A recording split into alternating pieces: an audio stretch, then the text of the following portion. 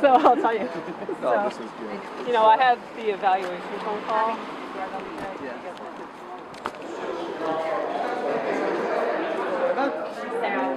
Nice to meet you. Where?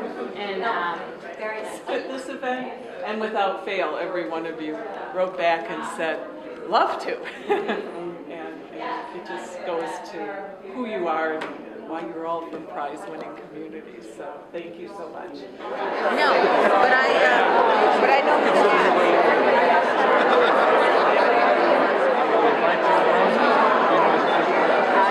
get there very soon. Nice to see you again, Wendy. Yes, no, nice to see you. And congrats again. Thank you. Welcome to our home. We have a beautiful day, and we have some celebrating to do today.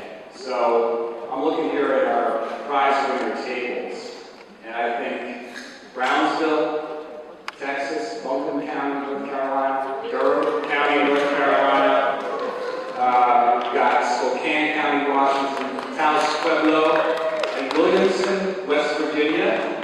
You guys are pretty good up here.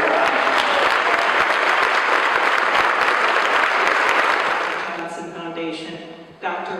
Risa Louisa Moran.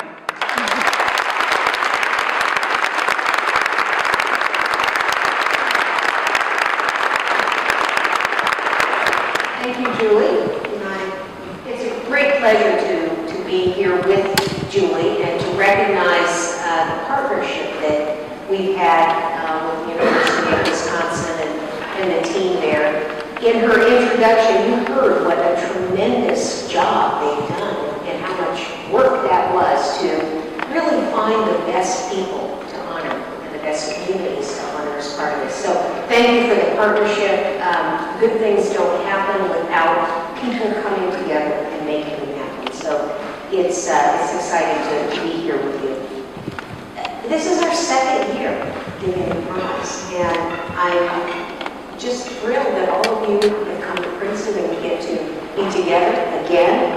I couldn't be more excited about what's coming up over the next couple of days because this will be our chance to really connect, reconnect, and learn from each other in a way that is going to build the momentum towards a culture of health and also help all of you learn how to do new things that will enhance your communities.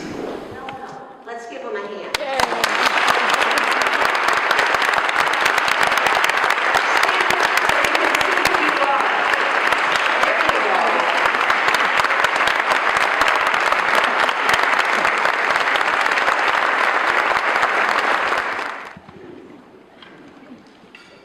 This is for all you folks to take photos from here, and then we're going to have to do a quick turnaround, and we're going to get our real professional photos.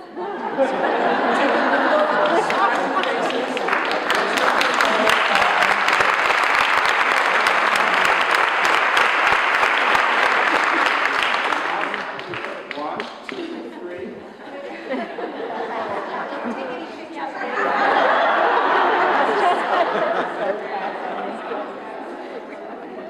Very efficient. Yeah.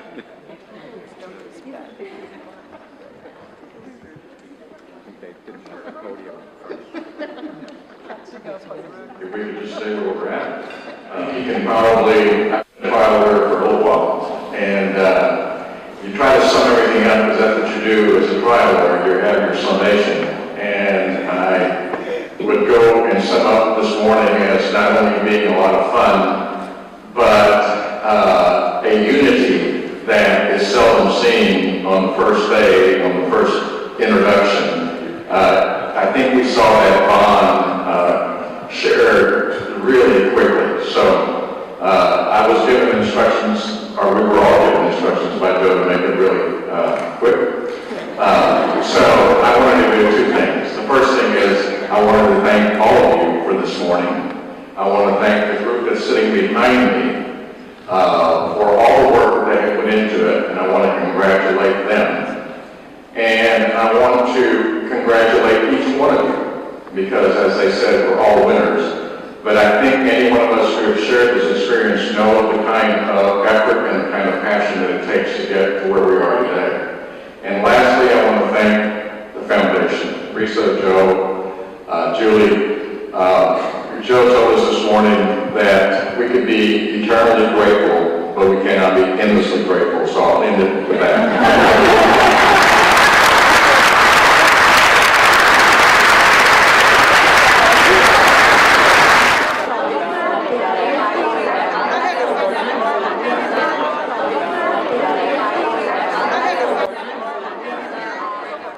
The power of youth can change a community.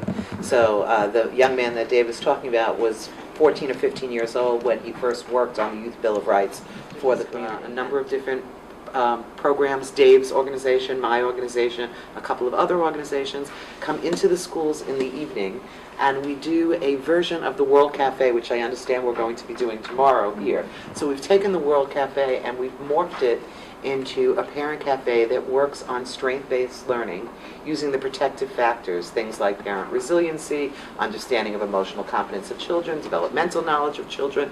So parents come in, we serve a lovely, wonderful dinner. We stop calling things healthy dinners. We say lovely, wonderful dinners. And we learned that the hard way. We were at a program, and the food was upstairs, and I don't know if it was you that was on the microphone, but somebody on the microphone said, you can go upstairs and get a healthy snack. And nobody went upstairs. But when we said, oh, you can go upstairs and get snacks, all of a sudden, hundreds of people mounted the stairs. So we serve a lovely dinner. We break the parents into groups. We have a facilitator who's usually a social worker from a community organization at each of the tables, and we pose some questions for the parents to talk about. For example, when you're having a tough day, what do you do to decompress? And how does that impact on your child? We spend about 25, 30 minutes talking about a question. We mix parents up. They move to another station. We do 3 questions during the course of the Parent Cafe with the facilitators pushing people to understand that perhaps some of the things they're saying need to be modified. You know, every once in a while we get the parent that says, oh, I put the kid in the closet for 20 minutes, you know. So somebody has to step in and say, there is a better way. You can discipline better. What we're finding, and then at the end of the program, we have community resources available for parents. But not only do we have community resources, they have us. All of a sudden, they can call Wendy, not the organization. They can call Dave, not the organization. And that is changing the way people access services. And very often someone will call me, and it will be out of my wheelhouse, but they call me because they know my name. And then if I can give them the name of someone else, or often I will make the initial phone call for them, it makes the whole process of seeking information a lot easier and a lot better. One of the issues we have in Massachusetts is we have a wonderful ordinance which is mandate to house. If a family shows up at the Department of Transitional Housing and says that they don't have a place to stay, we are mandated to find them a place that night. However, that causes a really large problem because we get a lot of families coming into Massachusetts knowing that, in fact, they're going to get housing. And Massachusetts has run out of low-income housing. So right now we are housing families in motels. We have 3,500 families living in what I call no-tell motels. One of the motels we support still has disco balls and heart-shaped bathtubs in the room. So these aren't the places where your parents would stay if they came to visit. And they put up to 6 people in a room. If there is 2 adults, they'll give them 2 rooms after 6 people. But if there's only 1 adult, they stay in 1 room. So we have 1 or 2 families that have 6 and 7 children and an adult in 1 motel room. We have families that have been there for over a year. The average stay is about, I think 8 months is about the average stay. The motels are in food deserts. They're not in the city. There's no transportation. Most of them, there's no sidewalks to get to where they have to go. So a lot of these kids get, actually 95% of our kids get free breakfast and free lunch. But one of the things we have to do is we have to respond to emerging issues. And all of a sudden we realize summer is coming and there's no breakfast and there's no lunch for these children. And how are we going to do this? So we were able to put coalition partners together, including the Episcopal Diocese, who stepped up financially in a really big way, and the school department and community organizations, and we are providing a lunch and a shelf-stable breakfast to every child that's in a motel in our area, which is extraordinary. Because not only do we bring the lunch, when lunch is coming out, there's also resources that are coming out. There's also people that are standing there. There's also the beginning of communication so that we know how to connect with these folks and we know how to provide them with resources that will be great rather than giving them a brochure and say, here, call this number. And they call the number and they say, if you know your party's extension, please dial now. That's of no value. They've already hung up the phone at that point. So that's one of the things that we work with. We also have some great programs.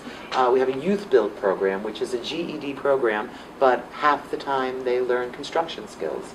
And we were able to partner with the city, and they took a house, in very terrible disrepair, and took 2 years to completely rebuild the house, make it into a green technology efficient house, and then they had a lottery for families that were first-time home buyers as to who would get the opportunity to buy the house. And we were very lucky that a former youth build family, a child from youth build, they won the lottery. So actually a kid who worked on the house, her family is now able to move into the house. We have a Gateway to College program, which is an opportunity with one of our community colleges for kids to finish their high school diploma while they're earning college credits at Gateway to College. So that gives them the opportunity to just be on the college campus is a very, very exciting thing, and the opportunity to finish their high school diploma. So I'll stop there. Just, this 3,500 is in your region or In Massachusetts. In the state, 3,500 families. No, no. Okay, so that translates to, most of the families have multiple children. Thank you. So that translates to a very, very big number. And that's not counting families that are in shelters, families that are doubled up, families that are in congregate housing, or families that simply are living in their cars and not part of the system. Those are just the motels. Yeah, those are just the motels. Thank you. Thank you all. I know you thought that you came here to get a prize from us. You were wrong. The person who talked about coming full circle, I want you to recognize it's full circle for us. You've given us a gift, and you'll keep on giving that gift. As a foundation, it's really important that what we make grants for really matter. We look for that. We hope that that'll be the case. When we see you come here and what's happening in your communities, it's incredibly clear that it matters to you, it matters to the people in your communities, and that means it matters to us. The other part of it is, we also know that when we make grants, it's you who do the work. And we have to be accepting of the fact that we don't get to do that work. We know it's hard work. We know that, as they say, the first casualty of a battle is the plan. You all probably have to start and stop and start and stop as you bring your communities together.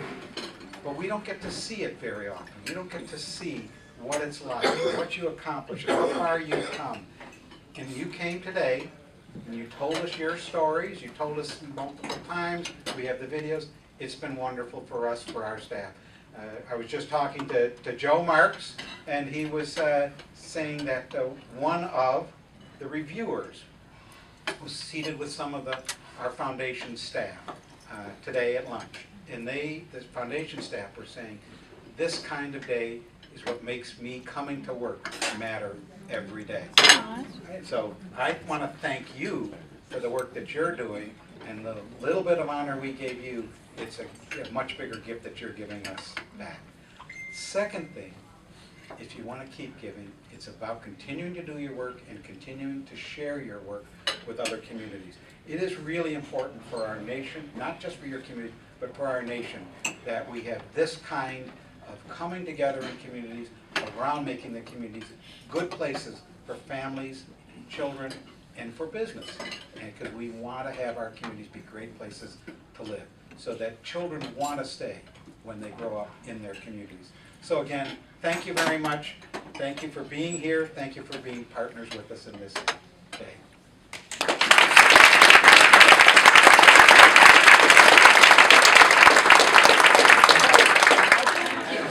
That was like so. Ready for more? Yeah. Who's the winner? All right. We're going to do a couple of housekeeping things this morning, and then we are going to jump right into the day's sessions. And again, we're really excited to see this as building not just on yesterday, but also building on the work and the experience of our 2013 winners, and we're going to introduce them in just a second. I'm hoping these 6 topics are all fascinating and interesting to you, so it won't matter where you are. So you will move to the table, and you can see in this room we have Enhancing the Youth Voice here. We have Sustaining the Momentum over here. And back here, we have Leveraging the Prize for Future Work. Then out in the break. Brownsville.